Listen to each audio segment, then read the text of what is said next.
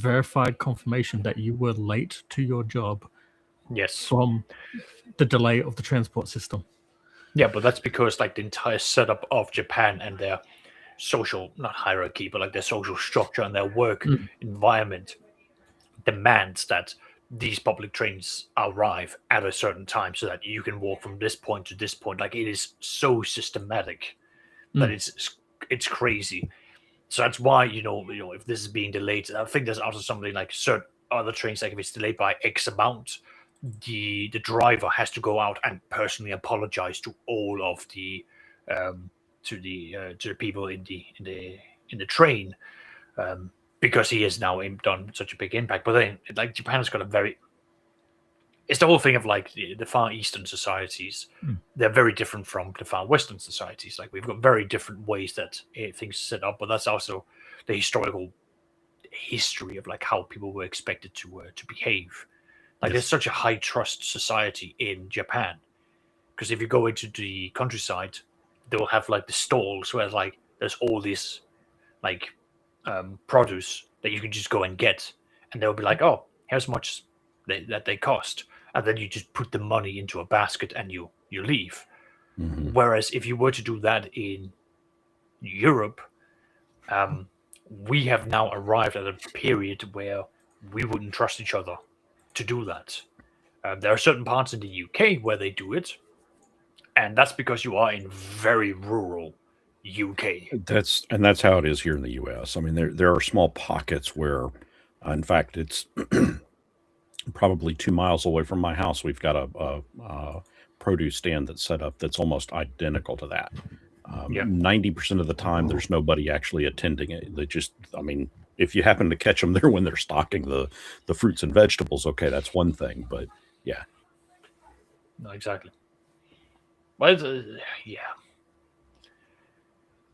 Oh, I left it on the wrong thing. Huh. There we go. What's up, everyone?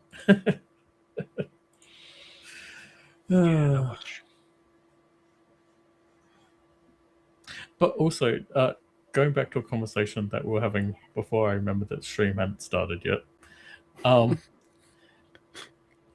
The hilarious thing is, and I'm pretty sure you know where I'm going to go with this very, very quickly, but you having to worry about like where your status will be in the next couple of years. Yeah.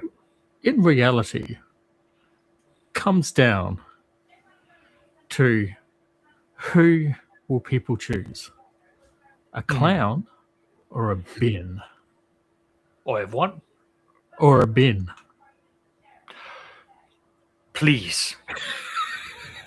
No one can top the bin. He takes out the trash. Okay, fuck it. I'm on one. So, for those of you who are not in the loop, Nigel Farage is the guy who, for decades, was screaming and stomping the ground that the UK must leave the European Union. That it was his entire goal, his entire political agenda, his entire career hinged on this one thing. He formed a political party. He made many people come in there. They had some interesting, and some of them I would argue were valid points, like that I could understand. But then we had Brexit. We had the Tories going like, okay, well, we've come in here, we want to do this thing, we need to adhere to certain promises that we made. Fine, we're now going to put out the vote, like, do we want to leave the EU? And they came out with a yes. So they went, shit. Fuck. All right, first round, we'll now do a second round. Did you actually mean it? And the answer was then, yes, we absolutely do. When that vote came through, Nigel Farage was then interviewed, and he sat at a pub with a pint, and they were asking him, so are you happy with this result? And he went, yeah, I'm over the moon. I was like, great. Are you going to be a part of spearheading the method of which we will leave the European Union? And his honest answer was, no, I am not. That is not my job. My job and my ambition was to get us to this point. Steering the vessel is someone else's job.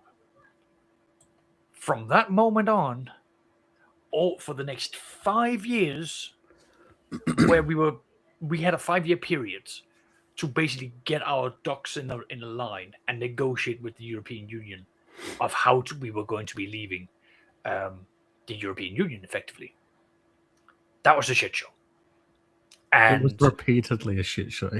it like the first 3 or 4 years, we had Theresa May, who had no spine, no concept of what she needed to do, and she was just like, I don't know what she was doing, but she was all over the fucking shop, and she had nothing, and she was basically being bullied by the European Parliament and the Union, rightfully so. And then Boris came in, and the first thing he did was just get out his massive cock, flop it on the table, and just go, I will put on the nuclear option. The thing that my predecessor has been promising you will not happen. I am now putting that on there. And the European Union rightfully went, the fuck are you doing? No, you're not. You are not doing this.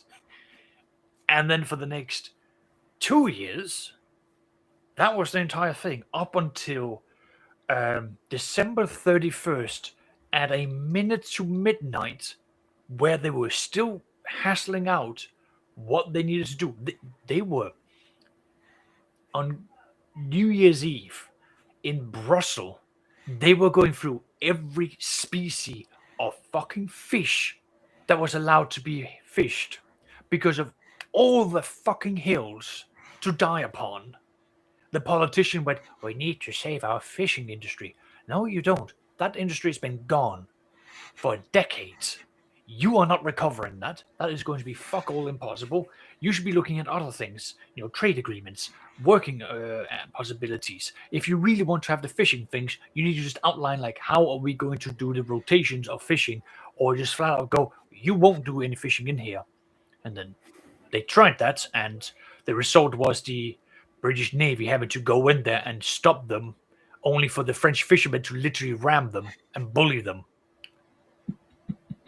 Gentlemen, it has been a circus show since day one, and it is continuing. Then we had 5 years. I mean, isn't that the very definition of politics, though? A clown show. Yes, Not but usually. at least so it is meant to be a show of certain things, but there's also meant to be certain outcomes that are meant to be happening. This has just been the clowns have come in, squatted down in front of you, taking a shit, and now they're picking it up like monkeys and flinging it at the audience, who has paid for them to come in there, and the audience is now going, I didn't. This is not what I signed up for. I don't want to be covered in feces. I don't want, the Prime Minister to stand up there, flub out his dick, hit my face with it, and that's not pissing all over me like this. This is not what I'm into. Thank you very much. I'd like to leave. Which is what we then saw. About 3 billion non-British people decided, like, you know what? I don't have to deal with this. And they went back to Europe, which, funnily enough, the right-wing side basically went, hey, look, it's working. People are leaving. This is what we wanted. What happens when 3 million people leave overnight? There is a gigantic gaping hole of a vacuum within the job market. Just quickly, and because I know this one exactly, where were most of those jobs being lost from? Fucking shipping and containers and truck drivers and anyone who was doing contributions to the fucking society. They just went, if you're going to treat me this way, I guess I'm just going to be leaving. I won't pay my taxes to the UK society. No, I'm just going to go back into the European Union where, I don't know, my workers' rights are being protected, my health insurance is being provided, I actually have, a meaningful working, and I don't know, maybe, potentially, this is a wild guess, ladies and gentlemen, the strength of the euro might just be stronger than the British pounds.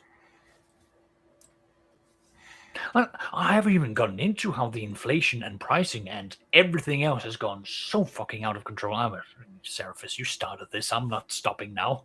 I hope you're happy. Regardless, I know you are fucking hell. Anyway, so that happened. We had a massive spike in that, and wait, I am not done yet. What does the British government turn around and do in the middle of a driver crisis, where they're genuinely going like, oh no, we really need to fill this gap here?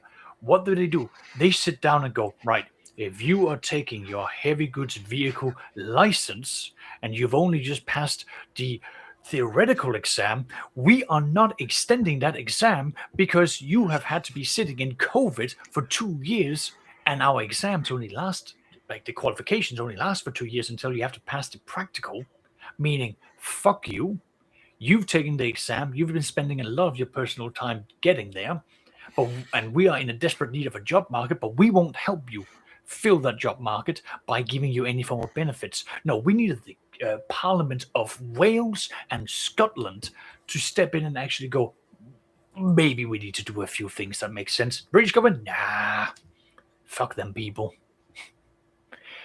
So that occurred. Shipping world was in absolute fucking shambles for the next year and a half. We struggled, I swear to fucking God. Then so Brexit was going on for the next 5 years. We've only, like, this year has been like the last year where we've been doing new rules for Brexit. It's done, it's over. We're not going to have any more. That's finally finished. But that meant for like the last 5 years, we have had non-stop new rules being implemented for shipping, movement, and communications. It's ridiculous. It really is. Going to see my family in Denmark is a hassle for my wife because she has to go in and basically go like, hi, I am here. My husband, who is standing right over there behind that glass screen and waving at me, he is the one I'm here with. This is his name. This is where he lives. This is where we're visiting his parents. This is how long we're staying for. I get it. This is normal things that you do when, you're visiting countries that doesn't have any political ties with you. The UK have had political ties with the European Union for so long, and they just decide like, no, we're going to put that all down into the shredder with the European Union. But on our side, the UK side, no, we will set it up so that, if you're from the European Union, you can just walk right through. It's fucking backwards. Where am I? Oh yeah, now we've also got the prices that's been going through the fucking roof, and that's been a mixture between the Suez Canal getting clogged up by, thankfully, the Evergreen. We've now also got the Strait of Hormuz that's been going on, and skyrockets. The prices of anything has been going up. We've had the war in Ukraine, which just meant everything went to fucking shit. I do remember that we had a point where everything was hovering quite close to being £2 per litre. And then one company broke it and went, fuck it, we're charging you £2 per litre now, and everyone skyrocketed past that. Yeah.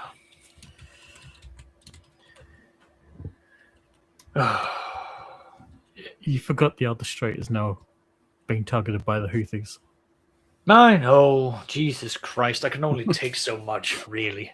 My blood pressure is already high enough as it is. You've got that. You've got the Houthis. You've got everyone sinking it down. You've got the US basically going, we have blocked the blockade of the blockade. What kind of 1D chess move is this? There's no depth to this. There's no width. There's just, you've just made it harder for everyone else. And it just keeps going. And the shipping prices are going up. And now we're also having the whole, let's move it into what Mr. Newton has been ranting on about. Now we've got everything that's happening within the gaming world. You can't own shit.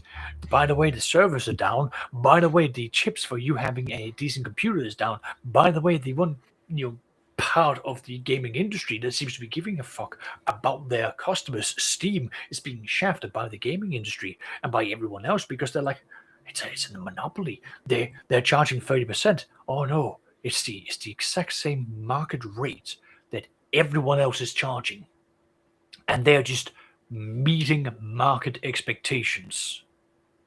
And yet Sony and Microsoft are now saying, fuck you, fuck your physical products. You will be stuck in our monopoly ecosystem where anything that's on those stores is what we control. and that we dictate the prices to, and you will just accept it, and you will choke on the cock that we shove down your throat, because fuck you, we don't give a damn about you. I do apologize for my swearing, but it's fucking angry. It makes me upset. I look out there, it's like, why do I live in a society? I should just strip down naked, run into the woods like a character from Pendragon, the tabletop game, and just be a mad hermit in the fucking forest, because that makes more sense than what we are seeing in this world. God damn, at least Cyberpunk and Shadowrun gives you cool shit. I don't even get that. I just get Well, and so that all illustrates the exact reason why we play these games. It's to escape all this bullshit. Yeah, but like, unless you're playing video games, like the recent release of Halo Campaign Evolved, where initially you had to uninstall the art book for it because somehow that was crashing the game. How does the art book crash the game? but it's just as one of my players in my Rogue Trader game has made a comment of, even in the grim dark of the 41st millennium in this game, I still have a happier outcome than what I have in real life. Like, at least I can make the lives of my subjects be better than the shit that we're going through in real life. And it's like, yeah.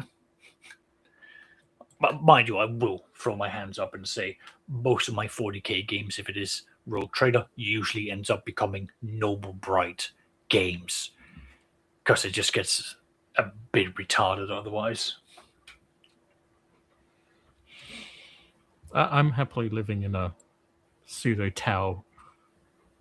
classic Tau reality, so I can't really complain much. Yeah, I know you are. I'm jealous. Yeah. Oh, hey, I don't know if you heard. Apparently, the UK and Japan have both invited us to join their UK, Italy, Japan next-gen fighter program. All right. Apparently, they want Australia in on it, which would be good because then we wouldn't need further and maintenance of our F-35s from the US. I say this, and I'm mainly targeting the clowns in government of the United States, not you, Mr. Newton. But at this stage, I like any options that sort of moves away from the American like sphere of influence would be quite nice.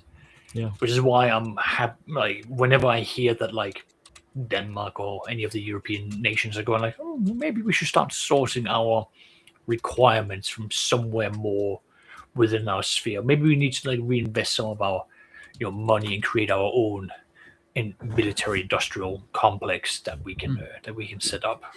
I'm not opposed to that. I understand that right now technologically we do. Like, again, I'm gonna use Denmark as an example because I've got two brothers who works in the Danish army, and they tell me a few things, none of which is classified. It's all public, so I don't have any insights that's illegal to share.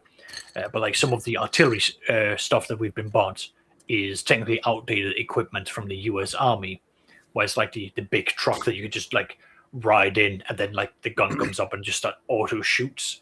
And we're like, this is the latest, most innovative technology that we now have. And I sit there and go, I remember seeing that like 10 years before we got that, which means before that, we had the World War I tried and tested method of make a human daisy chain and just pass the weapons along, and someone out there with a voice modulator will scream out, load it, fire it, take it, fire, like just whatever it is you're meant to do, which I just find funny.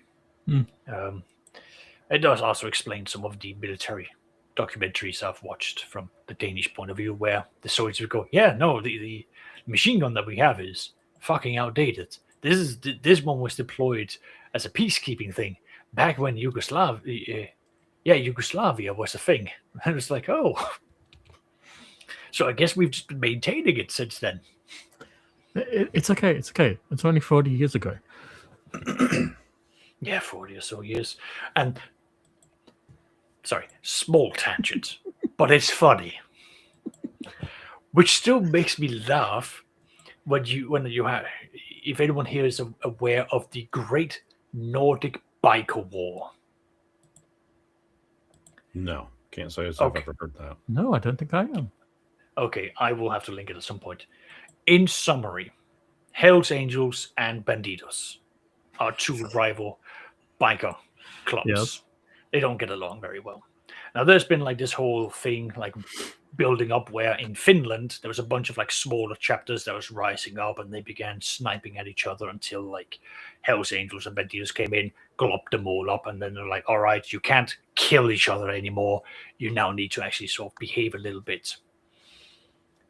Then that started spilling over into Sweden, where they just went, okay, we can't kill each other in Finland. So they went to Sweden. And from Sweden, it just migrated its way down until they got to Denmark, where competitive Scandi hating is a thing. And then we just began killing each other a lot more. And that resulted in creativities when you have Denmark, Sweden, Norway, and Finland all having mandatory military service. And all of these prime bikers, ranges 18 to 24, being trained to be soldiers, now being told, you gotta go and kill some other people. They went, oh boy, here I go killing again. What resulted in that? Well, the presidents of Bandidos and Hells Angels flew out the presidents of Hells Angels and Bandidos to the US and basically sat them down and went, you need to stop this because that's bad for business. And they just went, no, we're not killing them because they're rival gangs. We're killing them because they're Swedish. No, we're killing them because they're Danish. And they sat there with, I'm sorry, you're not doing this because of like the ongoing rivalries? No, this is pure race hatred. But you're white. It's like, you don't understand. And I'm like, no, just stop it. Fine, we'll stop it. The moment they got back, it's like, it's on. Oh, God, yeah, it's on. Now, how bad did this go? I will tell you.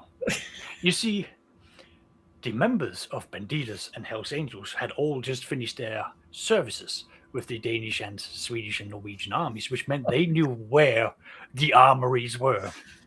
And they stole bazookas, machine guns, grenades, and everything else that wasn't bolted down. And that resulted in machine gun runs. Some of, like, the Bandidos at one point showed up to the Hells Angels clubs with an RPG, fired it into their headquarters. It got stuck in the wall and didn't detonate, and they just went, we'll come back with another one that works. And this went on for a very long time. Like, they just would not stop it. And at one point, it was like either the vice president, or it was like someone really high up within like the Hells Angels. He was out like doing a biker ride with some of his like higher ups, and they went to stop at an ice cream store because big bad biker guys need ice cream during summers. The rivals saw that, pulled up, and gunned them down at the ice cream store and ran off. That's as stupid as World War One. It is, isn't it? God damn it, Europe! Can't you just be normal? It's not even Europe; it's just Scandinavia. It then ended with the head of the Hells Angels and head of Bandidos both agreeing, okay, we need to get peace talks about this. So they contacted, and because flying the people over to them clearly didn't signify how important this was, they went, right, we're coming to you now. And the Danish government, or specifically the Secret Service of Denmark caught wind that the talks were going to be in Denmark, they contacted the Hells Angels and went, "Hi, listen, we would like to run the logistics to make sure that nothing happens and that you get to your meetings and everything's gravy. Can we do that for you, please?" So the entire police service and a bit of the military was basically put at disposal to make sure that this ongoing crime war could have their little peace talks in private and securely without either side trying to kill each other. It did end the war for about a year and a half, and then both sides broke the agreement, and well, we don't have the big outright wars that's happening these days. It's devolved into something a bit worse. By just killing each other with drugs now. Which last time I tuned in to that, it wasn't even like the biker clubs killing each other. It was primarily immigrant criminals and bikers that was killing each other over drugs, which resulted with, well, at least again, this is like 10 plus years ago, the last time I checked in on it. I remember interviews with Danish citizens who went, "I'd rather have the Hells Angels and the Bandidos being placed. At least they understand that we don't want this shit out in the open." So if they will go and kill insert racial slurs, then go for it.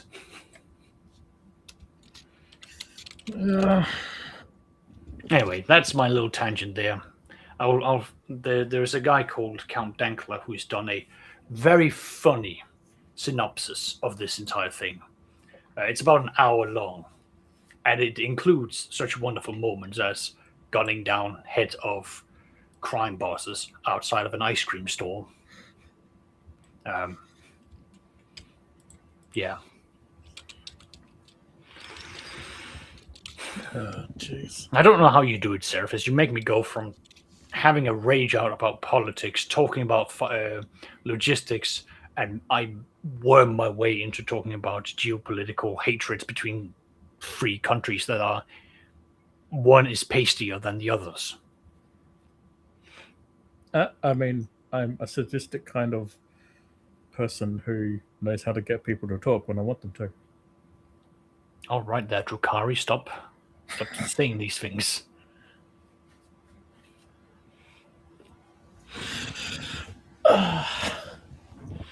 Yeah. Oh, man. I will say, though, politically wise, we're not super ourselves.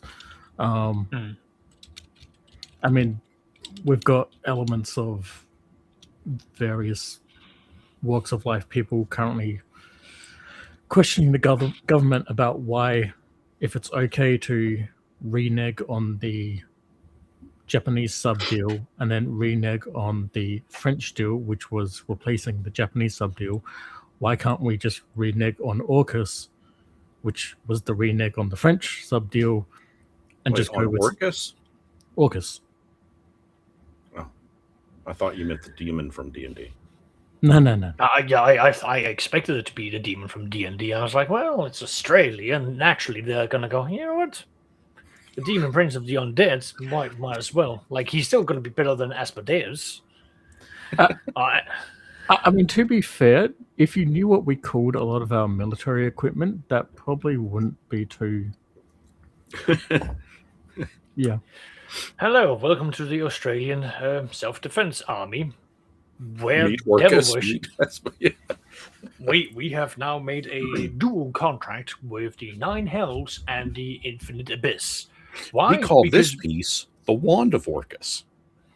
You want to see what happens when it hits you?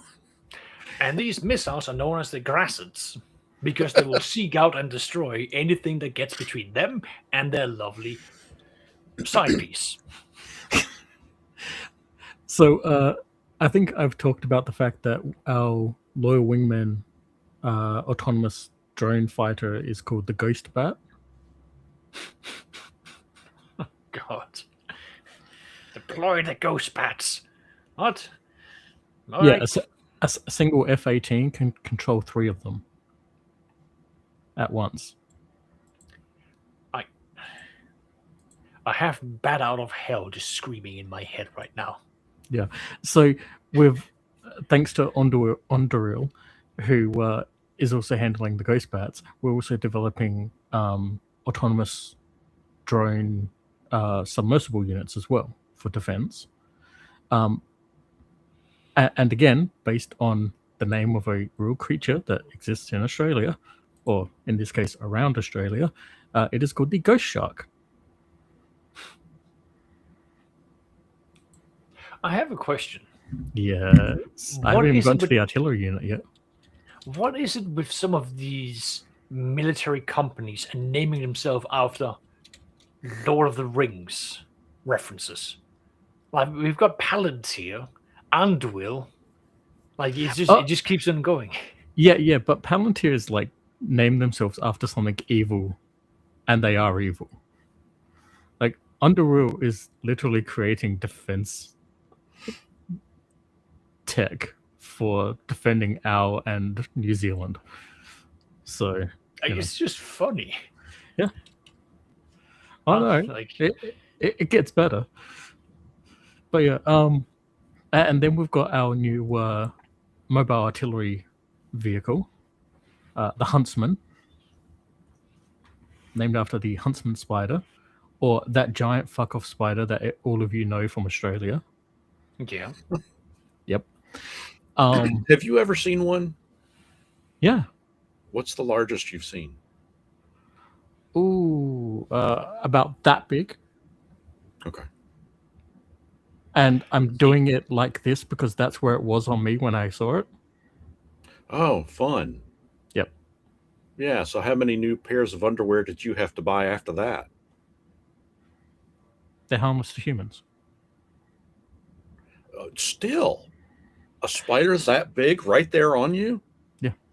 Oh, that'd make me shit my pants regardless if it was plastic or not. I mean, just see. Well, anyway. No. Grumpy has a point there. Whoever came up with the name Palantir wanted to look smart and prove they were idiots. Yes, that's correct. However, I find it funny because you also have the steward of Gondor being like, I must be mega smart and use the Palantir, which did work for a period of time until he started seeing things that weren't really there, because that was the intention. And why Saruman, began using it to communicate with Sauron and became corrupted. And Pippin picked it up, and Sauron went, "Who are you? How did you get into my secret Discord channel?" It's basically what it was, wasn't it? It was. It's just funny. It's Pippin stumbling his way in there to like the mega evil group, and they were like, "What did he get in here? Who got this?" They're like, Nazgûls, find him. Wait, we found him. Wait, who's that white? Blinding. No. Again, I would really have liked to have seen that movie with Glorfindel in it. I'm just saying. Get that real fear in the Nazgûl. And then there's the redback spider, the redbacks. They're our new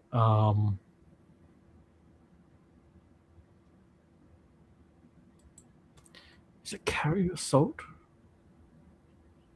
or combat support vehicle? I can't remember what they're called. You know those kind of, they're like a half tank, half troop carrier. Right. Yep. Yeah, they're called that. But they went with, I'm pretty sure I'm thinking of the right thing. They went with redback for it because it's got surprise, and I do mean surprise, anti-drone tech in it.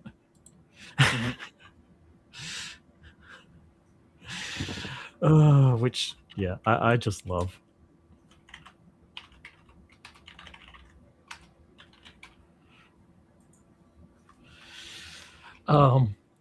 But yeah, so much of our Defense Force tech is basically named after indigenous creatures here,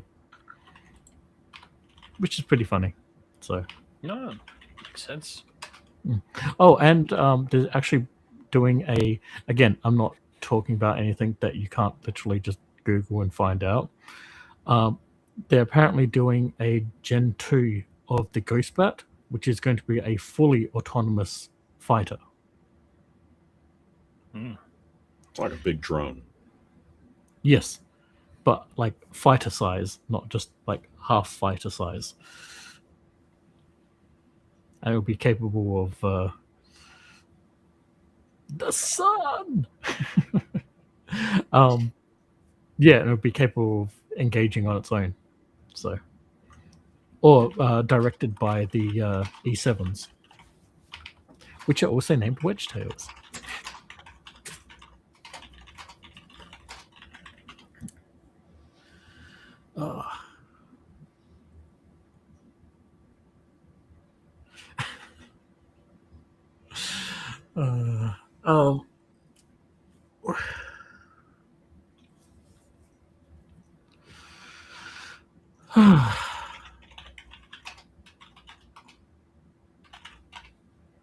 What are you looking at? The light? Yeah, I'm just playing with.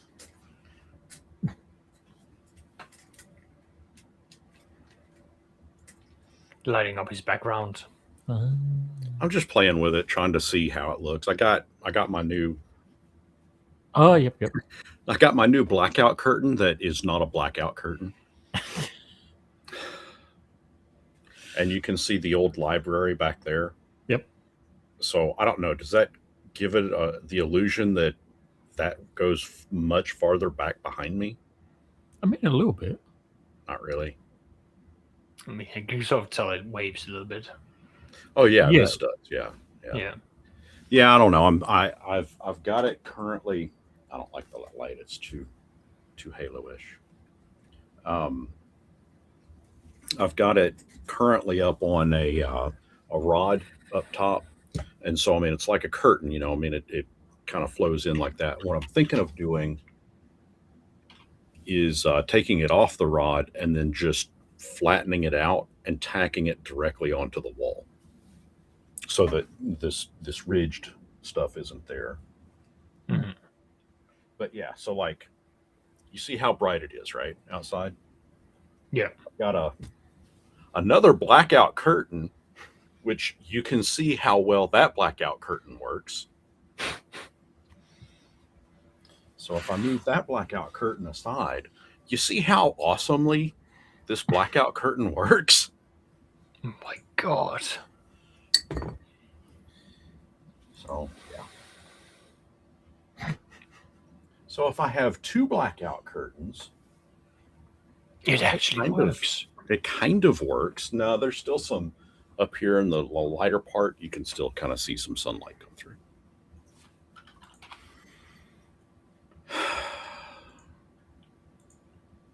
I'm not a vampire. I just don't like sunlight.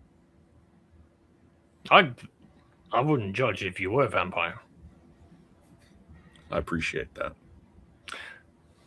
I mean, to be fair, I feel the same way, but I mean, I've got legitimate reasons. The sun sets you on fire here. Yeah. Vampire I- or not? I come from a part of the world where the sun appears and everyone screams because they will be turning into stone. Oh wait, no, that's the trolls. Yeah.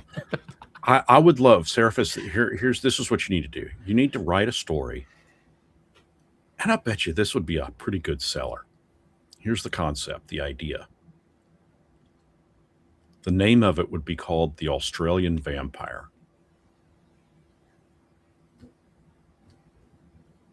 That's as far as I've gotten with the idea. Okay, it already exists. Well, fuck me running. Okay, see, there you go. Wait, did you just say fuck me running? Yeah. Yeah. Is that the actual saying? Yeah, fuck me running. Yeah. Huh. Didn't know that. There's also another one that I like to use called, well, fuck, I'm screwed, blued, and tattooed. All right. I mean, we've got to spank my ass and call me Charlie. Yeah, we've got that too. Only we instead of Charlie, it's call me Sally. But spank my ass and call me Sally.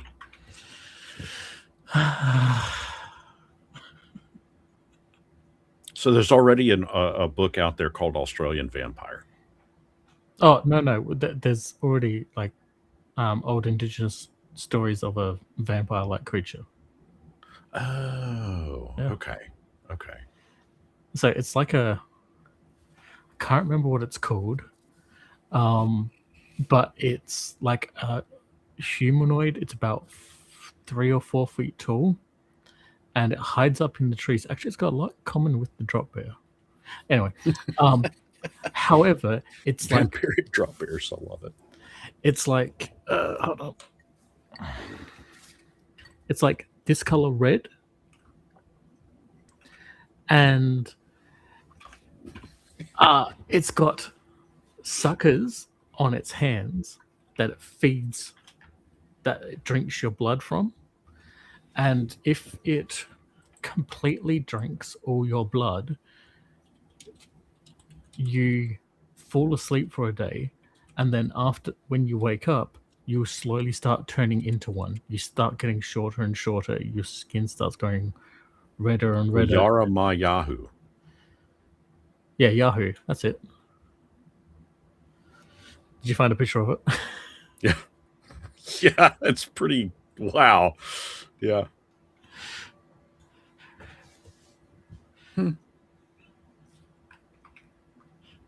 Said to live in fig trees. Yep. That's why it's Wow. that color. Interesting. Yeah. Okay. Rock and roll. No, I don't know. I was like, no, this is going. My stereotypical envisioning of Australia is that sun is everywhere most of the time, and it gets extraordinarily hot. And I'm just kind of playing off of what we were talking about earlier. Where you've got certain areas that get up to 64 degrees Celsius and whatnot, and I guess immediately strikes in my mind. So a vampire from Australia, while it probably couldn't survive in the sunlight there, if it were to go to like a more northern region like Canada or upper UK, that it could likely survive because it's the sun is not as intense. Actually, technically, anywhere else in the world would be less intense. Yeah. Because again, we've got that 80% increased UV radiation, Right. compared to the rest of the world. So yeah, So would that mean that Superman would be more powerful in Australia? Yes. in theory, he should be. I wonder if that's ever been explored. Probably not. We don't exist, remember? Ah, bullshit. Outside of Captain Boomerang, that is. Captain Boomerang. Yeah. Yeah.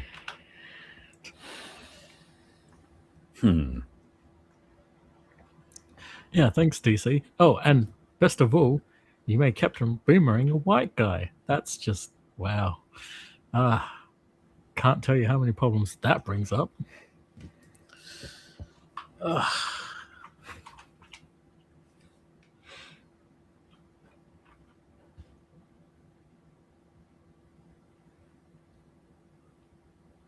don't know. My mind's kind of wheels are turning at this point. Like, Now, let's see. Grumpy brought up The Great Australian Vampire by Duncan Lunnan.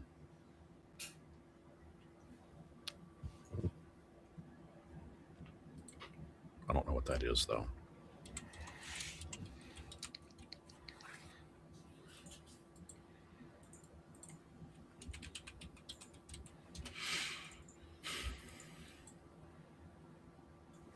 Let's have a look. Oh, okay. So that's the book that's specifically about the Yahoo. Okay.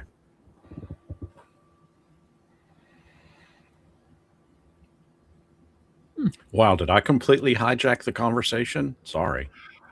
I don't have anything to contribute to this, I'm afraid.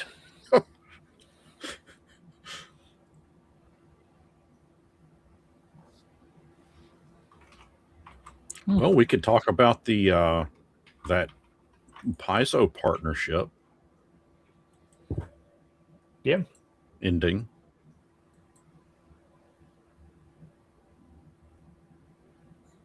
God, why can't websites have dark mode? Even websites are too bright for me. What website are you using? Well, I bounce between Edge and Chrome. Okay. I mean, there's a dark mode for Chrome. Yeah, I know, and I've got it on, but I think it's the. I think this particular thing. site is overriding. Yeah. Okay.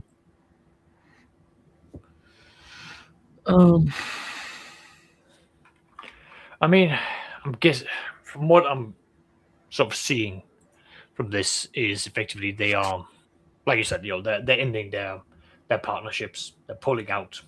Yeah. They were hinting at that the last time we talked about this is with that they were going to be stopped, giving support to the various VTTs. So I'm guessing this is just them saying, right, we are putting resources into something that is not giving us the needed profit for us to justify it. Ergo, That's what they're saying. So for those that aren't aware, so the Archives of Nethys, that was kind of like the D&D Beyond sort of for Paizo and Star for Pathfinder and Starfinder, sorry. Where folks would go in and look up rules, download supplement material, that kind of thing. And effective 2 days ago, they shut it. They've announced that they're going to end that partnership. Now, does that just mean that the Archives of Nethys people aren't getting free copies anymore, or does that mean that the website needs to be taken down? Well, okay. So the Archives of Nethys, they put out and this is what I'm trying to find, is I want to find their exact statement. Mhm. Okay. Let's see. 8 years they were there. They've been a licensed partner of Paizo Publishing. And a few weeks ago, Paizo sent them an email stating that their partnership has been terminated effective July 24th. We've been told the reason for this decision is that our website has not produced royalties for Paizo. They can't go into the full details of the license arrangement. General details have been publicly known for many years. Paizo would send us early access book PDFs well ahead of release and provided us with their art assets to be used on the site. In exchange, our team of volunteers would make sure that the rules and content of the game made it to the website. Okay, blah, blah, blah. Lastly, if we generated enough profit, we would pay Paizo a royalty on that money, as licensed partners typically do. Unfortunately, as of the time of receiving this email, we had not made enough profit in any given month to generate any royalties for Paizo as per this arrangement. So Paizo is basically saying, hey, you haven't been making any money for the past 8 years.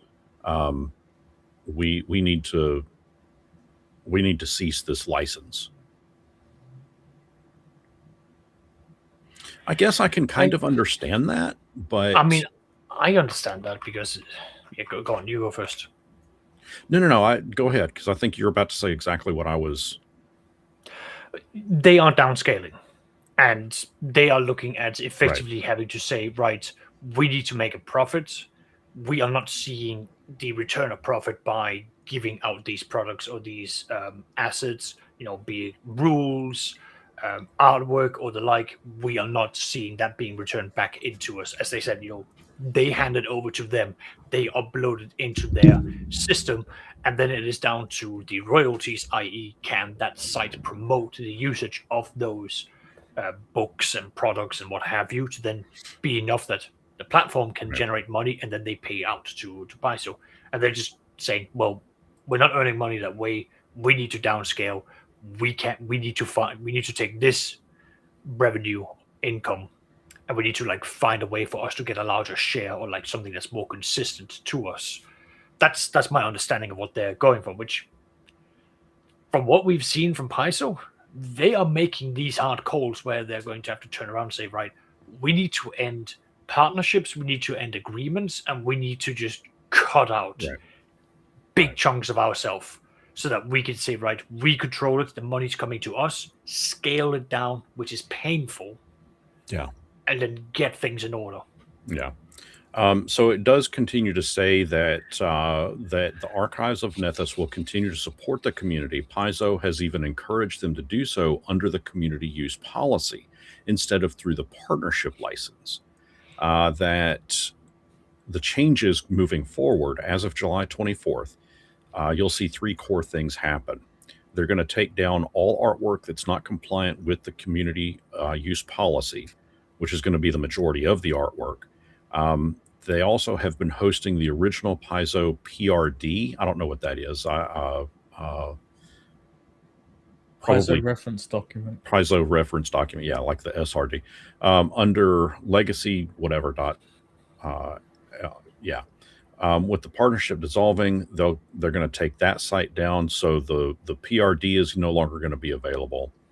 And they're no longer going to receive books early. So after Bastion of Blasphemies and Dead God's Hand for Pathfinder 2e, along with Secrets of the Swarm for Starfinder 2e, they will have to go back to acquiring their PDFs the more traditional way. Hold on. Does that mean that all the Pathfinder 1 stuff is disappearing? I don't know.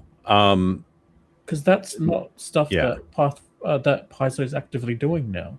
Right. They're into the. So I'll tell you. If I look at, so let's see. Let me jump over. Okay, so they do have Starfinder First Edition and Pathfinder First Edition still listed. Okay. If we look at it,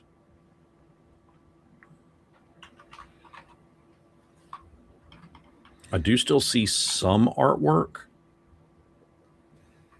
Let me check. I'm just going to look, for example, at equipment.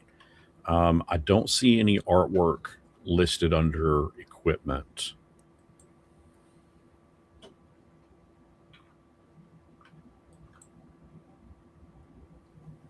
Yeah, I'm not seeing anything there.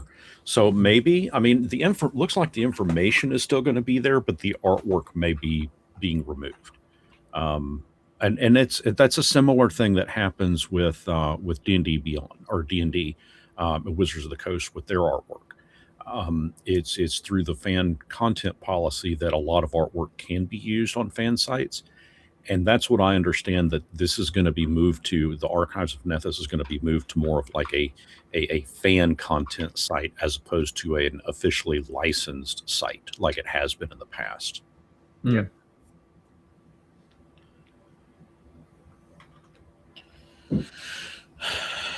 I mean, it makes me wonder whether this is. I mean, it sucks from a second edition Paizo fan position, but it seems like all the first edition stuff is staying there. So, and I think all the second edition stuff is going to stay there too. It's just you're just not going to see the artwork for it. Okay.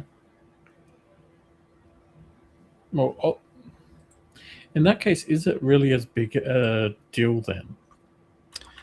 I don't know. I mean, I think that's an interesting question. And I don't know how much. I mean, I've never used the Archives of Nethys, so I mean, I don't know what their purchasing element would have been. you know, for your average user. Like if you go on there and with the intent of, well, I've got an extra, you know, $200, you know, what can I spend it on this website? When I'm looking through it, I mean, I'm not seeing anything that directly states, well, here, let me buy Fools of Plenty from April, you know, their April Fool's thing. There's not a way for me to purchase anything there. So I mean, that's where I'm like, I don't know. I don't even see like, well, okay, here's one. I see one Google ad in the 4 pages that I've run across. I've seen one Google ad. It's very non-intrusive.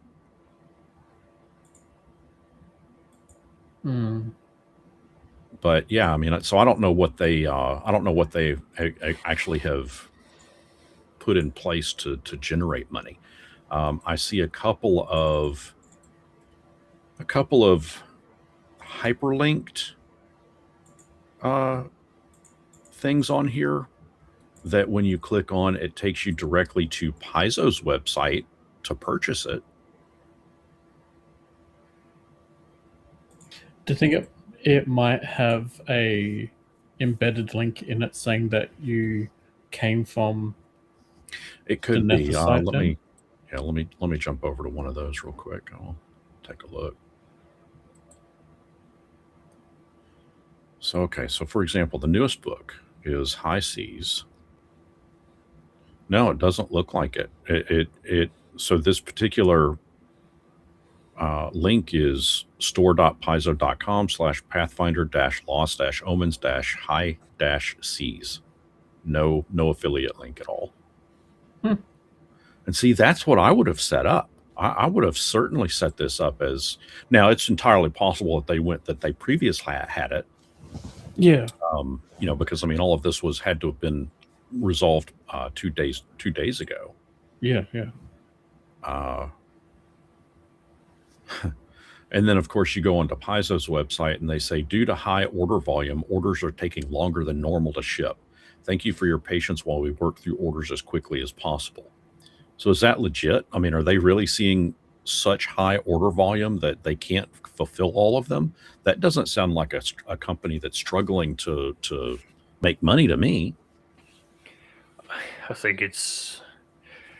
Or is that just a bold-faced lie? I think it is a bold-faced lie, because we've had on one hand where they've had to explain, like, we've got $2 million in assets that are tied up in legal battle for us to get them be brought out. For them to then turn around and go like, oh, there's so many people that are bought from us. I'm reading that as them pointing at the $2 million product. I'm reading it as, I'm reading it as, well, we had to let X amount of people go, and one of them was Frank that worked down in the mailroom because, you know, hey, nobody gives a shit about the mailroom, right? So Frank was let go, and now we, don't have anybody that can put shit in boxes and send it out. Yeah. No, definitely. With everything that's happened and how we've seen, like, them having to go lean in the painful fashion, they're having to cut down jobs, they're having to string down their overheads. Again, like, I'm not going to sit and say, you know, they're for doing this. Like, this is just business. Absolutely. I'm with you. The reality is simply that they're now at a point where, like, to operate at the scale that they had before, they don't have the capabilities of doing that. So the effect of that, like, they're taking a negative and they're trying to spin it into a positive, in the sense of, we're struggling to meet the current demand because we're fucking struggling full stop, like, across the entire board. I perceive that this is probably going to take like another year or two before they're going to find their feet, and they're going to go through some really hard quarters where they're going to have to, like... Well, I think that, and I think that you bring up an excellent point. I think too, yes, they are going to go through some tough quarters, but you've always got, and I say always because I experience this a lot on my channel, of some very avid Pathfinder fans. they to a fault want to defend the hell out of anything Pathfinder and lamblast anything D&D. It's like a political thing that's going on, you know. And that's been going on for years. Yeah. The D&D versus Pathfinder. And the so, thing is, like, go on. Well, so what I'm curious to see is, are those people that staunchly defend Pathfinder and are directly against D&D, are they going to be going in and buying extra to help support their beloved company? I don't think so. That's me. I don't know. I don't know what they're. Like, I'm only looking from my point of view, which is disposable income is not readily at hand.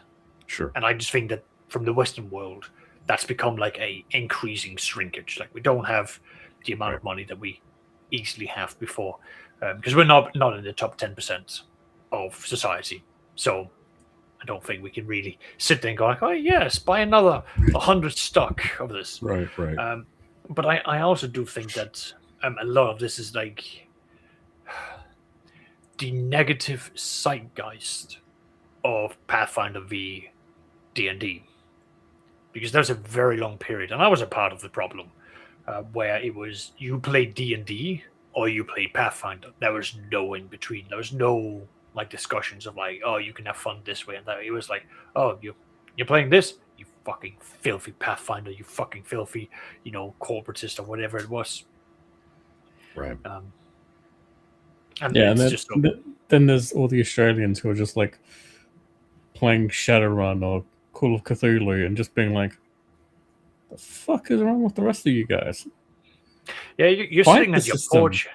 Yeah, you're sitting there like going like, oh, like we're supporting people who are actually like doing good things for the players, and like things like free leagues who are like, oh, you're a small time YouTuber. Would you like some free products to review them and promote us? We'll pay for the shipping and all that. It's like, who are you? What are you doing? You're meant to be beating me. You're meant to make me lick your boots and thank you for it. I'm like, no, please. We believe in treating our supporters with dignity and care. I know, we're absolutely revolutionary. But yeah, like it's. Man, I would love to stop paying and be able to get all the Want to Cook game stuff for free, I tell you. Because it's like at least once or twice a year, my bank account takes a hit on their back ticket projects. Yeah. I will say though, while Chaosium with Call of Cthulhu, while that has remained pretty solid, fucking Callous Game Labs, man, they have fucked over Australians. And I don't know if I was putting it in the direct chat or not, but Renegade Games, fuck me. They're the ones that did the Transformers, the Essence 20, My Little Pony games and all that. They do not like Australia. Because they're making... If I want to take advantage of their clearance sale of all their Essence 20 stuff, I would have to be paying for 5 books, $520 shipping.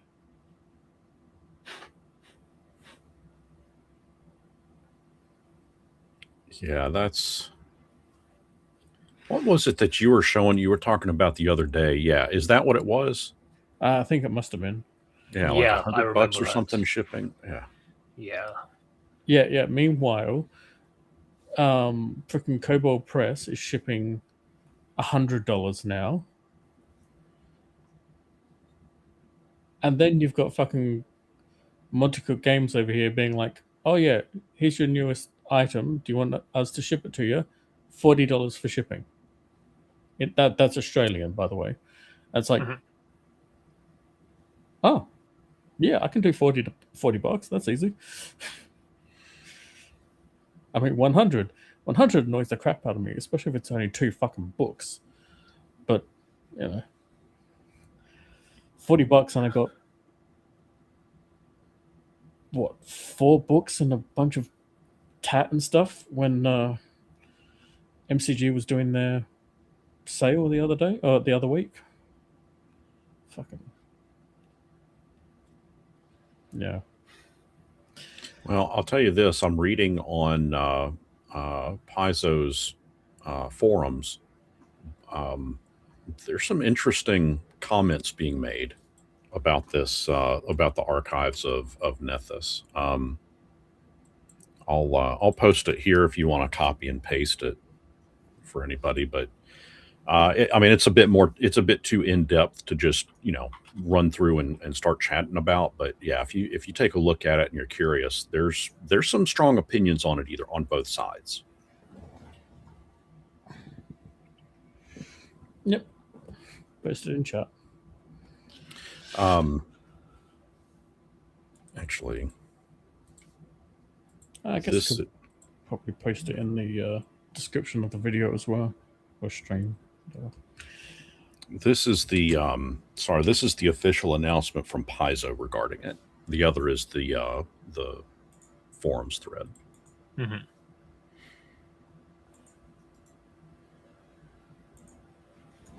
Yeah, the gist of it is a lot of the folks in the forums are like, so Paizo states that it's due to monetary reasons that they weren't seeing any profit from the license sent over to the archives, and a lot of the people in the forums are basically saying, well, yeah, we get what you're saying, but we don't exactly buy what you're saying. Because the Paizo is claiming that it costs money for attorneys and accountants to look at those licenses, track down unauthorized use of the artwork that's provided under that license, and a couple of folks have pointed out, well, even if you dissolve the license, accounting still has to be done, even if it's all zeros. That's still going to cost money.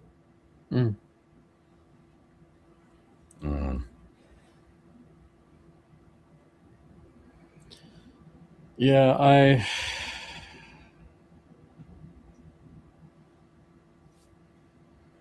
I mean, it's such a weird thing for folks, for us to and I'm not saying that I'm upset about it, but it's a weird thing in this day and age in our economy. It's a weird thing for it to even be newsworthy, if that makes sense.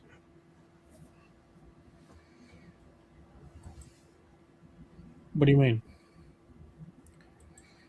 Well, I mean, because in the grand scheme of things, this is not impactful whatsoever. It's not like what we started off the show talking about. It's not politics. It's not healthcare systems. It's not anything that's going to directly impact our,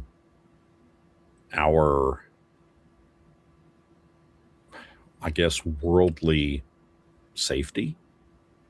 We're not seeing, this isn't going to impact oil prices. It's not going to impact a nuclear option.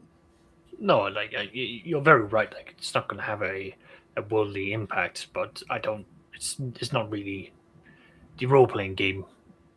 Yeah, typically it really isn't what they're doing for. I know that, which isn't entirely correct. There definitely are people who are using it as a way of promoting some form of change, but that's few and far between, from my opinion.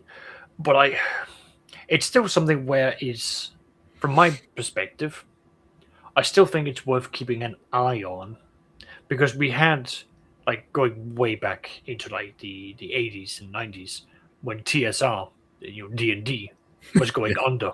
Yeah. And it's just something that occurred to me as we were talking. It's like, there is part of this that I'm looking at and going like, I'm almost sensing like a TSR theme to like what we're seeing here.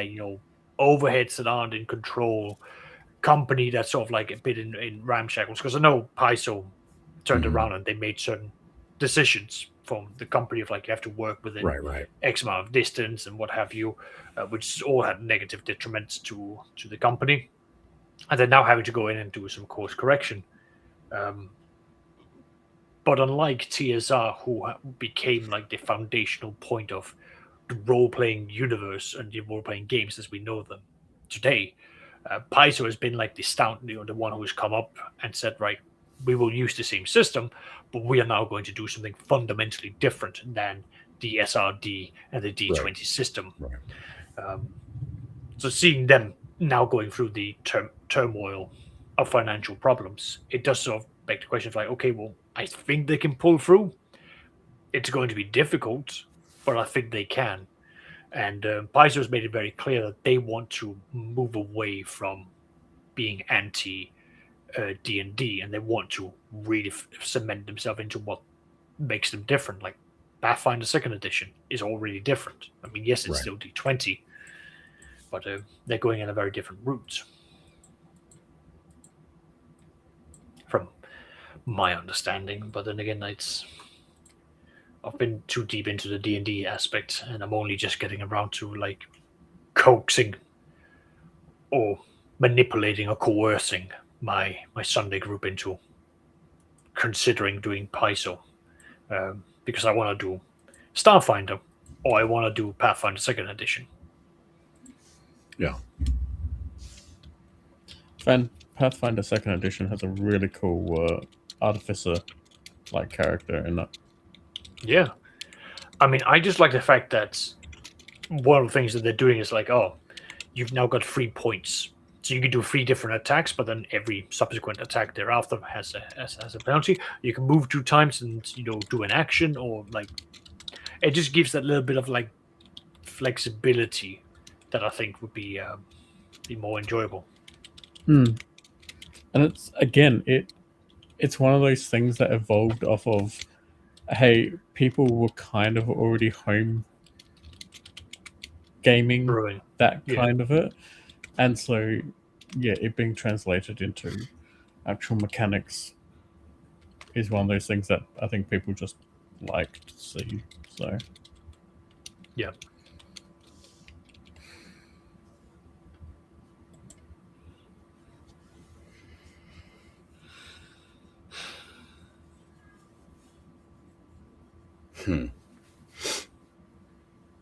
I don't know. So we've got Gen Con coming up next week. Should be a lot of real big news topics there. Evidently, D20 leaked a World of Warcraft and Dungeons and Dragons crossover. Not really sure how that's going to work.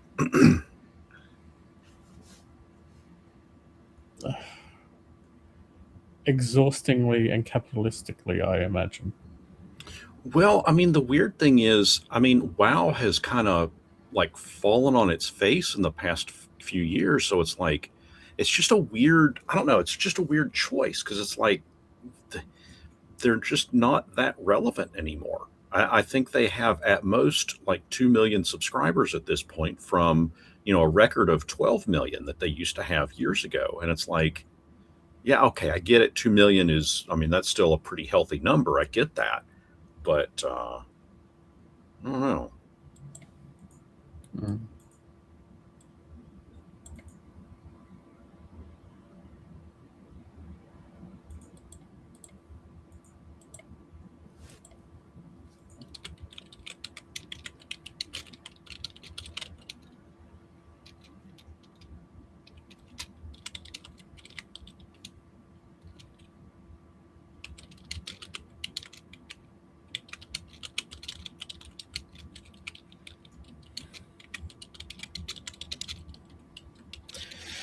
I I don't know, know. but yeah.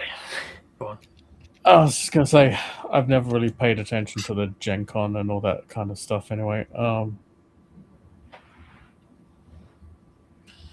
but yeah, it's never really made much of an impact to me, just because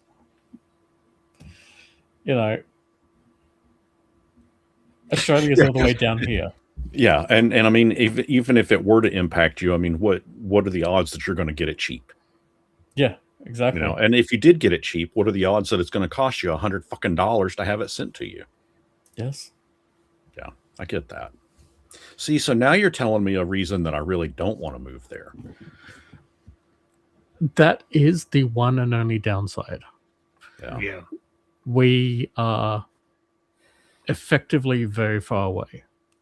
You are. Yeah, you are. But Um, that could be a good thing. I mean, well, yes, it can be a good thing because we're also very far away, which also buffers us for when there's, say, global crises. yeah, because I'm imagining that you don't have to worry about garlic powder right now, that you don't have to worry about lettuce giving you the shits right now, that you don't have to worry about what's the two new ones that just happened. Strawberries, blueberries, and bananas. And then let's see, there were pork chops and a specific brand of chicken legs and chicken thighs. So we currently have 7 things on recall right now, food-wise. Jesus Christ. I've got a theory. Hey, those look just like ours. But I have a theory that we're seeing all these food recalls because somebody out there is going to put together and I may have brought this up in the Discord, but I got a theory that somebody's going to come up with a 3D printed meat or 3D printed food that is bacteria resilient. And that's what they're going to use to convince the world that we need to move to artificial food.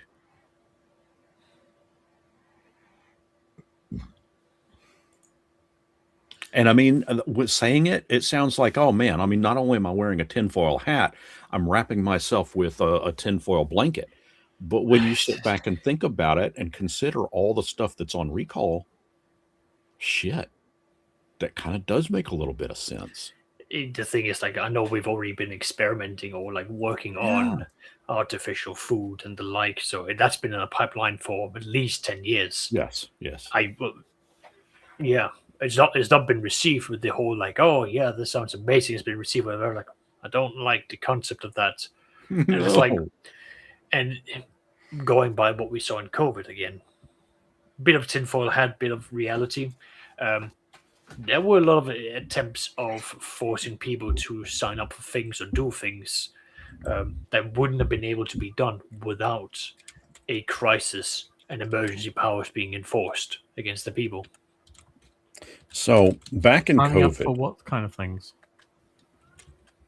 So in the UK, they wanted to have digital ID, digital passports, meaning you had to scan into every shop, every restaurant you signed into, and every location you went to. You were technically not allowed to go in there unless you opened the government app to say, I am now in here, so that they could monitor the spread of COVID and alert people that may have been affected to tell them.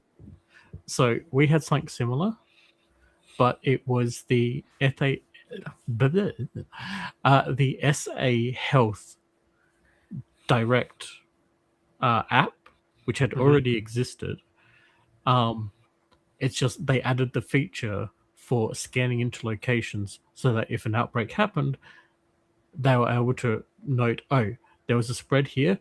We're going to text you so that you can go get a COVID test. Which, by the way, they were free here. they were free here for a long while. Yeah. But in the whole time during COVID, I never got a single text. So that was the intent here, but this app linked in to a bunch of other government aspects. It was not just used for monitoring your health. It was for monitoring your movement.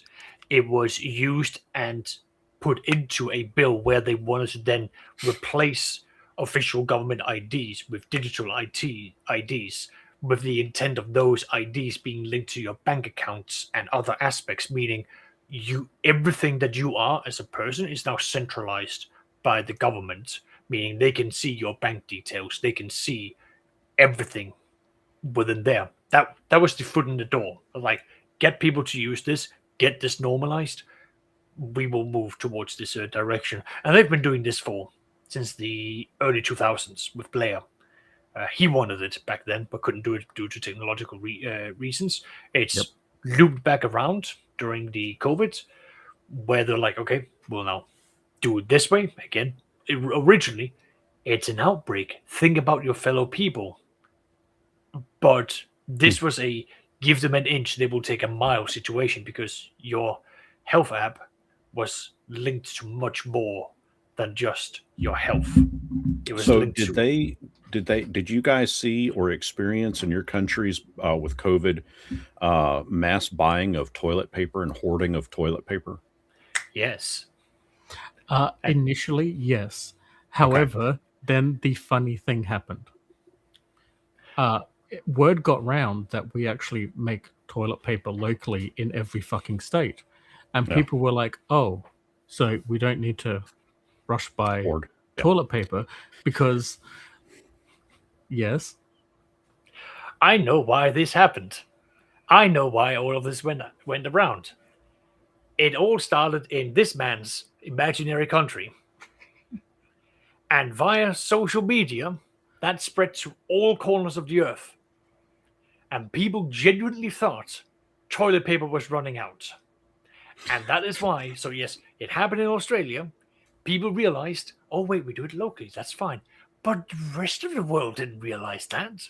They didn't apply brain cells. So that's why when COVID happened, I went to the supermarket and they had big signs that says you are allowed 1 pack of toilet paper.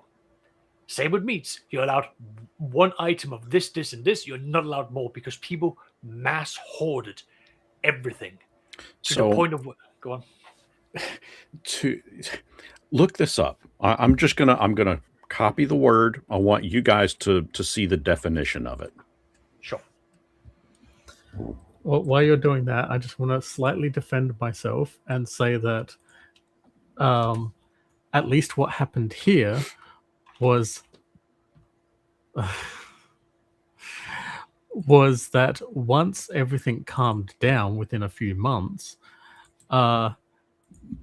stores actively recorded people trying to bring back the trolley loads of toilet paper that they had and getting denied. And then when they tried to go to the ombudsman or consumer Consumer Rights Protections Commission, they basically got the door shut on them because they were initially breaking the law to begin with. We had similar things happen here. So what I sent to you, both of you guys, is cyclospora. It's a microscopic parasite that basically causes severe, watery, and explosive diarrhea. Okay. Oh, it's a explosive diarrhea thing. Yeah. This is what's going across the United States right now. And guess what? Nobody is buying up fucking toilet paper. Explain that one. We have this outbreak of flu-like symptoms, albeit severe flu-like symptoms, and toilet paper disappears.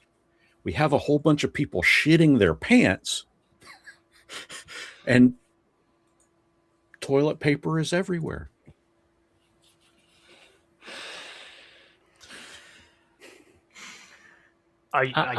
Listen, we've seen things that cannot be explained by science.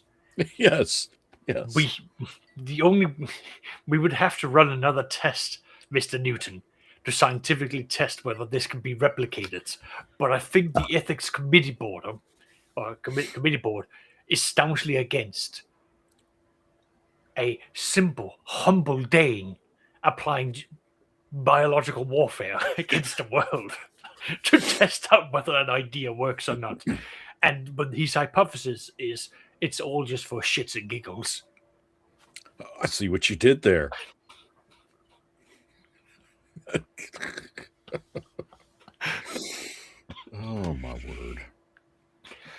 That was basically a Lemmings, because you're like you Pied Pipers us along for that story, and then you just walked us off the ledge, and we just all plummeted to our doom from that punchline. I mean, the moment it sort of like got built, I was like, I can do something with this. I just need the right moment. But yeah, no, I mean, the funny part is that the authoritarian elements, especially the ones being backed by his country, they really want that digital ID stuff in our country. But like a lot of the non-authoritarian backed groups, political groups, are just like, no, we had the thing connected to the health department and just the health department because that's what we were trying to stop, a health problem. But again, that was again the sales pitch here. The problem is the health department has been hacked on numerous occasions with personal data and social security or national insurance numbers being leaked out. So the health department isn't secure. And even though billions of pounds are being poured into it, it is still year upon year upon year. It is a department that is collapsing underneath its own weight because of how it is structured, with administrations taking up literal clerks eating up the majority of the money given to the NHS. You know, the doctors and nurses are getting the short end of the stick because they're like, well, we will pay you a certain amount, but you're now you're stuck within these brackets. So that's why, at least in the UK, why that's not really been looked well upon. You secure all your data is being given to an organization that isn't protecting your data and is having regular leaks or break-ins. And then the idea is that that's going to daisy chain itself in to you having your bank details declared to the government. You can see why me as an individual is looking at that and going, I don't trust you to even have my national security number because you can't protect that. Me giving you my bank details, I might as well just pull it all out and put it in my mattress because it's not safe. See, that's been one of the good things about Australia, at least, is that since we're generally slow to adapt new things, but we are quite inventive, and so we've always been quite ahead of the hacking game. So when there is a hack, the government announces it and makes sure to scramble everything so that the data can be destroyed that's been out on the net. Like, literally, the security measures that they have in place is basically like Cyberpunk or Shadowrun, where it's just a whole bunch of offensive electronic countermeasures are being sent out to destroy that information that's been leaked, and they will do it hostilely. Like, it is just it's fantastic. But yeah, it happens rarely, but what happens regularly is the private sector getting hacked. Yeah. And that's where I take issue. Do you guys have flock or flock type cameras there? What's that? The one that scans your faces? No. So these are cameras that you'll find, depending on the size of the city or township, multiples throughout, and they are usually set up on like stoplights, where you would stop your vehicle, and they are specifically there they're all AI powered, and they are there specifically to capture license plates, make and model of a vehicle. And through the use of AI, it determines where you are going to go, where you have come from, where you've been, all that kind of stuff. That is being put up in go on. Well, currently it's a private company that's putting them up for government use. The fucked up part is anybody with a cell phone can go up to one and access it and review the footage. So this is happening in the UK, and what is happening to counter that is that some people are going up to them with stickers and going, do not use a sawdust, like a carbon hardened thing, and cut here. That would be terrible. Yeah. So these cameras are being put Yeah. up. They're also We're being seeing cut similar down stuff like that. Yeah. Yeah. So that's happening here. It's there. But the UK, go on. They're banned here. Yeah. They violate our Well, that's what we're arguing municipality for. network standards, so Yeah. they are banned. Yeah, that's what we're arguing for here. So, in order for something to get put up next to a roadway, one, they're citing that it's an invasion of privacy, which is against our Constitution. Two, in order for something to get posted in a sign type aspect on a roadway, it has to be inspected by the Department of Transportation. None of these are being inspected by the Department of Transportation. So an unauthorized placement can cause a worse vehicle injury if something, if a vehicle were to plow into it or have a wreck on the side and it gets pinned up to, whatever. That's the second thing that a lot of people are trying to go after this flock company for. But yeah, I mean, the bottom line is,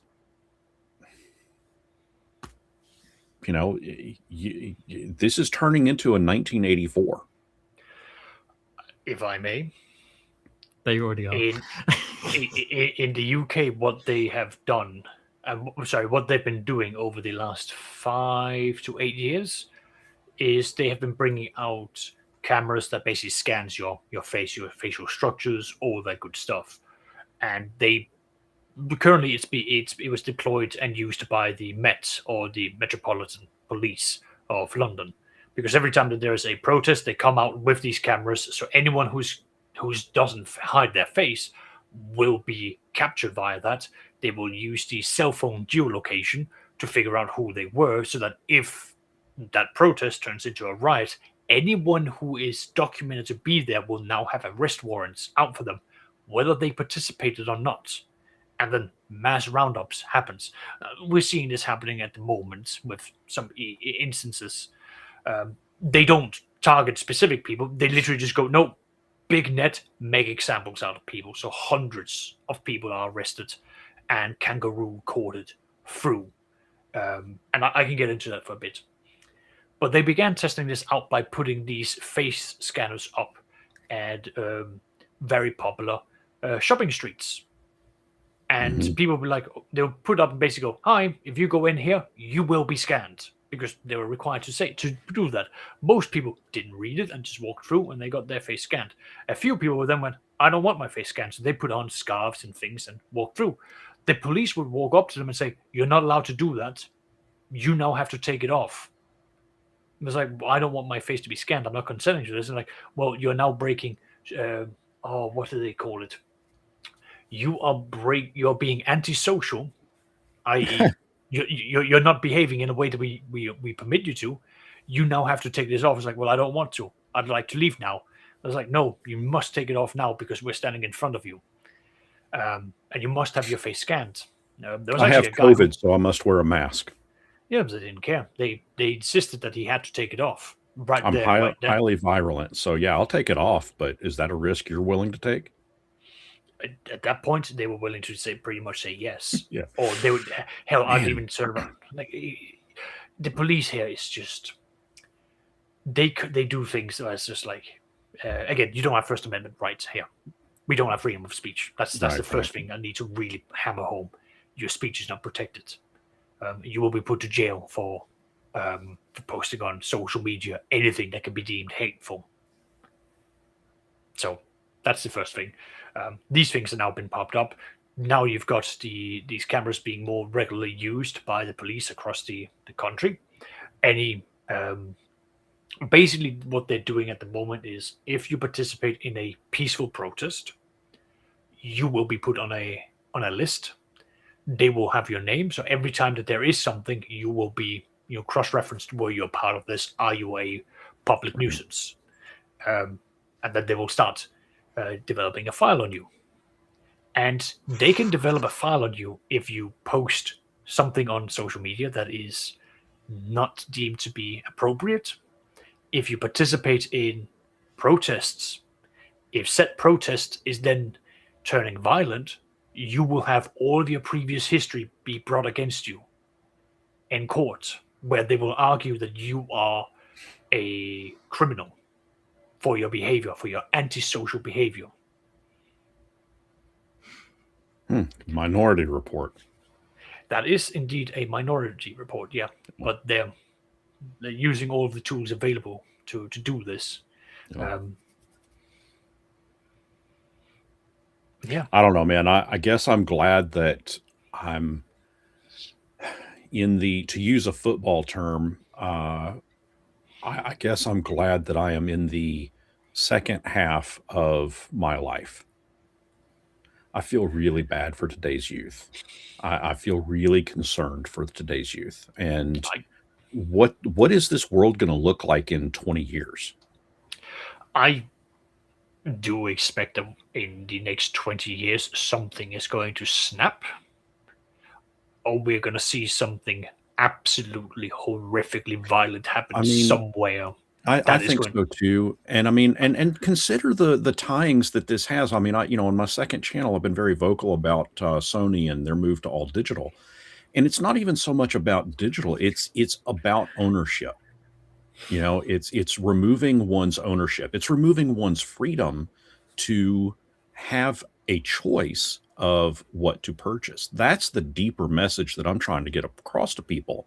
And it just amazes me. I mean, it flabbergasts me how much people are willing to defend Sony for this move. And it's like, guys, do you not understand the deeper implication that this has on a global scale? You get a company that gets away with something like this, then you're going to have these companies that want to delve into your bank account, like what you're witnessing, Saxius. You're going to have other companies that want to put up flock cameras. You're going to have every other freedom that you have taken away. And your life is going to become one major subscription service where you simply work and don't see money coming in because, hey, the government is going to now at that point dictate that 2% of your income goes to this.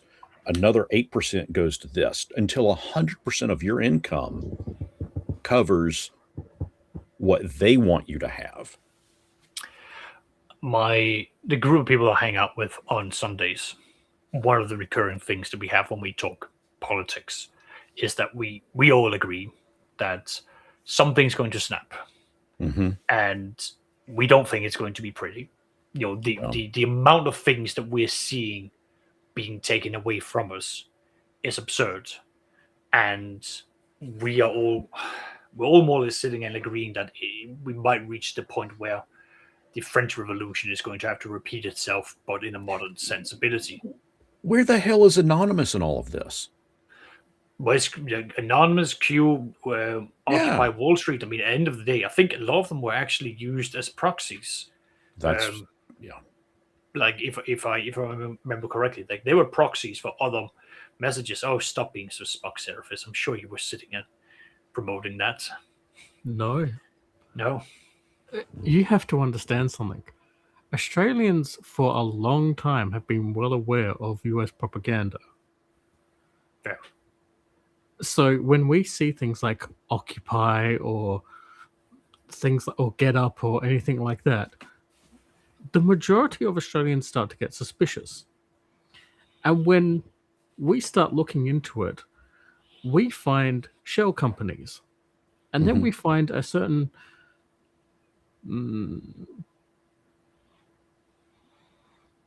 North American 3-letter agency attached to that shell company. Yeah. HBO? Fox. Langley. Anyway, yes. My point. So- the point I'm moving towards. Sorry, go on. So I was going to say, like, they make attempts. They make strong attempts to get in to Australian mindsets, Australian groups, but every time they organize a rally here, it never works because we know it's a foreign interference thing. Now, what people seem to be having trouble with is the current foreign intrusion of Israeli propaganda, which is annoying the crap out of me, but whatever. Because there's a difference between Israel and Jewish people. Yes, there is. The thing that I was moving towards is because right now, at least in the UK, people are fed up. Like that much is clear. Like people are seeing a social negativity that's been happening from the last 10, 20 years of influence. It's probably even further than that. It's like the last 50 years worth of influence that's been compounding up. And it's hitting that boiling point where people are fed up. They don't want to deal with this. They want to return to what most people remember to be normal and positive. But because of how oppressive this setup is from the government, how the police is being used to basically beat down on the people, at the moment, people are trying to rely on the voting system to try and get out. And we have had some interesting results from that. For those of you who are not in the loop, I know. But for those of you who are not in the loop, there has been recent local elections that's been happening where we have seen a lot of Conservative and Labour seats of power having been thrown right out the window. And it has gone to centre-right to, I don't want to say far-right because I know what real far-right is, but more right-winged, like basically like nationalist groups that basically wants to be a bit more protective towards the UK.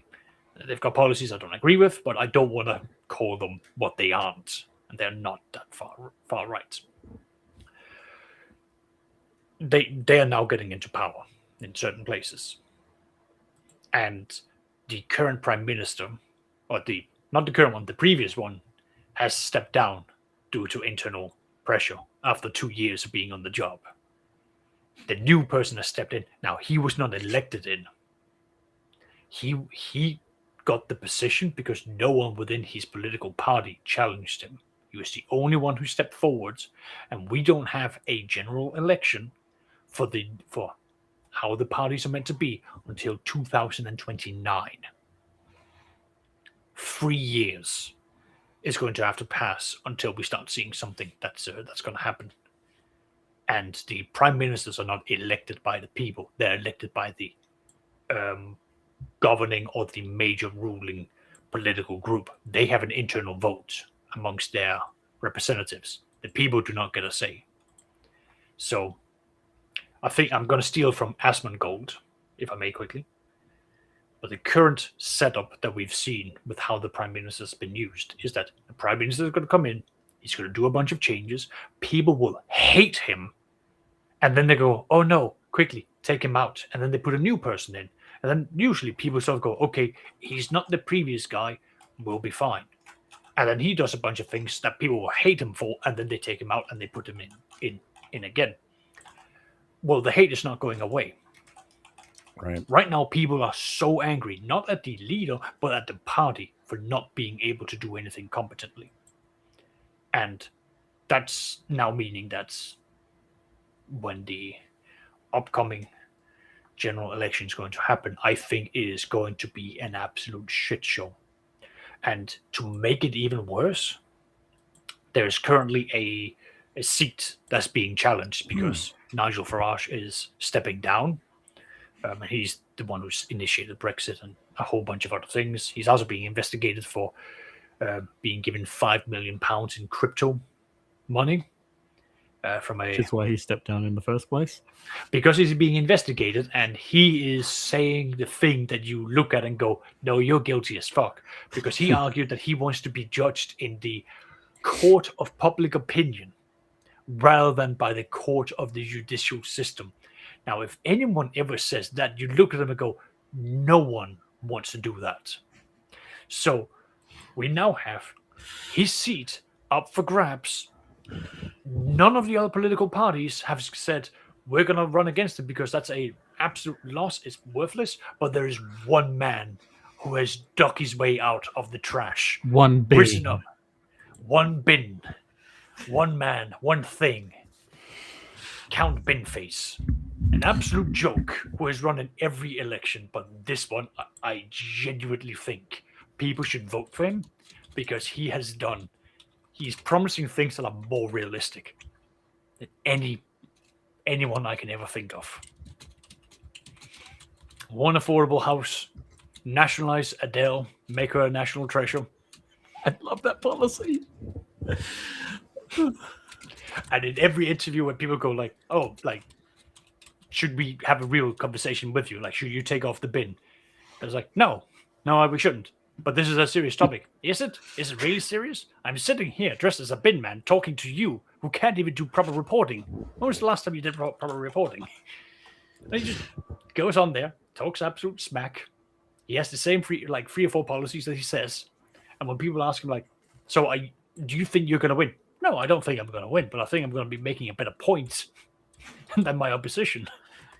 My favorite response that he's done so far is to BBC Radio 4, which was, "So what's your policy that you're going to be running with?" And his one-line response is, "I'm not Nigel Farage." Yeah. Oh, good, Isaac. But yeah, man.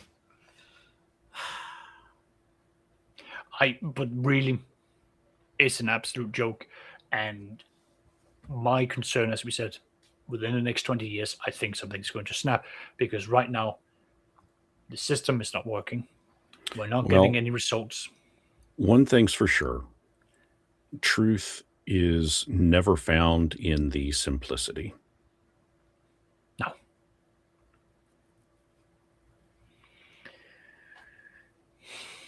I do think it is. I think we are going to have something that is going to come in and basically go, right, this system's not working. Cut this shit down.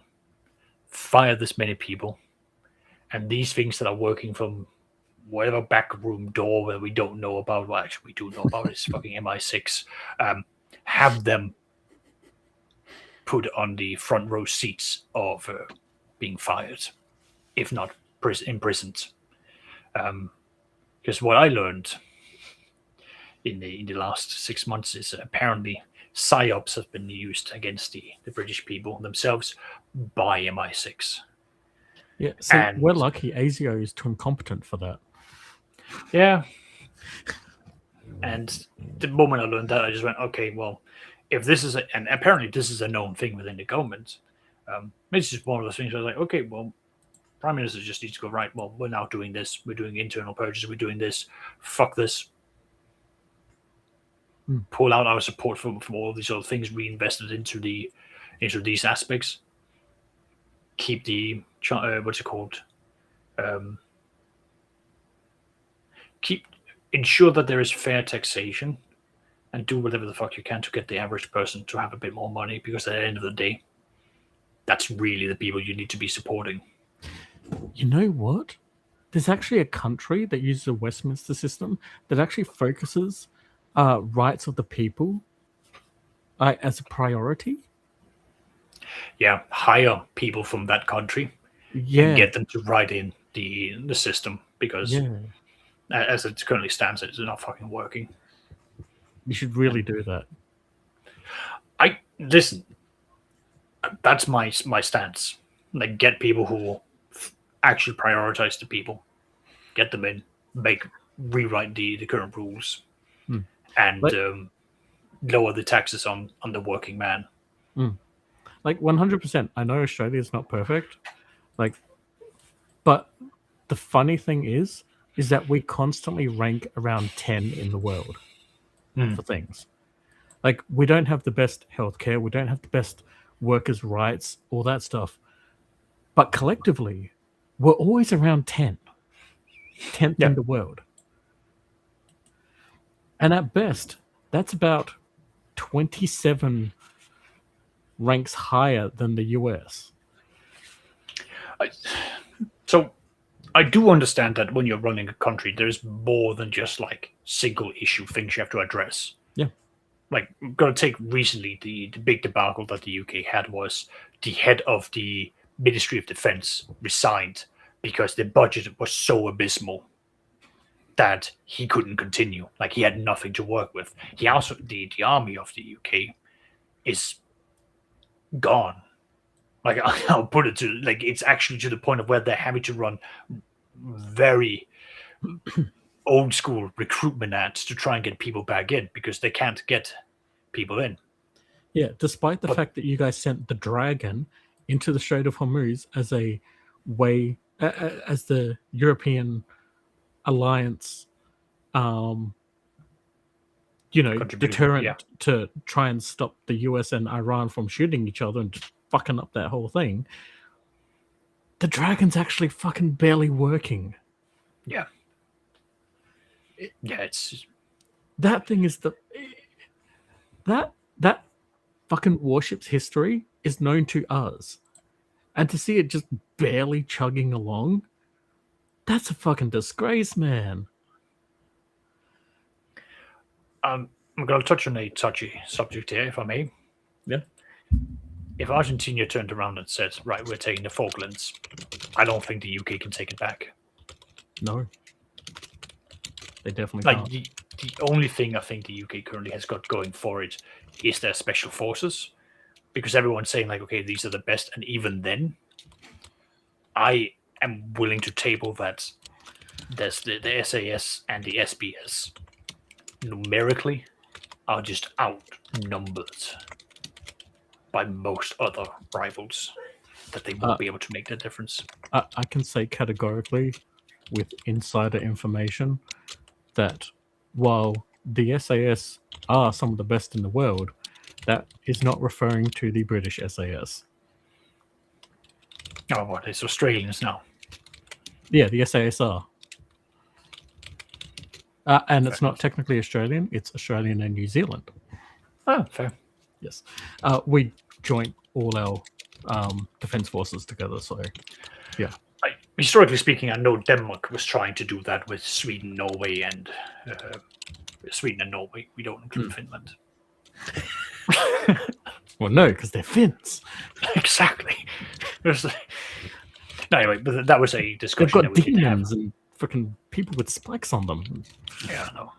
Either way, but yeah, like there's a lot of things that need to be brought in and considered. But I think really, like, you need to get like the economy in fucking order. Yeah. Which I know this is like fantasy land, but I did play like a video game of Hearts and Iron where you got to play in like the modern day. The entire thing I just ended up doing in that game is like, as Denmark was like, okay, any money that the government's earning, I use it to clear up the national debt so that my workers don't have any debt. I'm using it to clear it out for them to live in an actual utopia. Like, these were the things I'm focused on. It's like, okay, I will now have these workers' rights. I will now have these things. Oh, China, Russia, a bunch of other people are like, hey, can we like borrow some of your land to like build things? I'm like, no, you can't. No one gets access to this. Like, I am focusing 100% on Danish workers first. And then anything that we earn from our GDP goes straight back into like improving society, improve the roads, minimize the education things. Like I said, most of my like Rogue Trader games end up as Noble Bright because this is ultimately what I gear the campaigns towards. Unless you decide to go Chaos Reavers. In which case, you know what, fuck it. Let's find a way to have this planet be eaten by the warp. Yes. All right. Well, I think we'll cut it off there and let people enjoy the day, considering it's already been almost 2 hours. Oh. Yeah, it's coming up Wow. 1 a.m. here. So, yeah. All right. Well, check out his channel. He has stuff going on. He's good stuff. Really we're good kind stuff. of lazy. And, yeah. Yeah. I'm I don't excited to see the response to Invincible. Yes, I saw that pop up while we were Yeah, live. Yes. I'm curious to see how well people receive that. Hmm. But Yeah. All right. Well, yeah. Any last words? Final thoughts? Pumpernickel.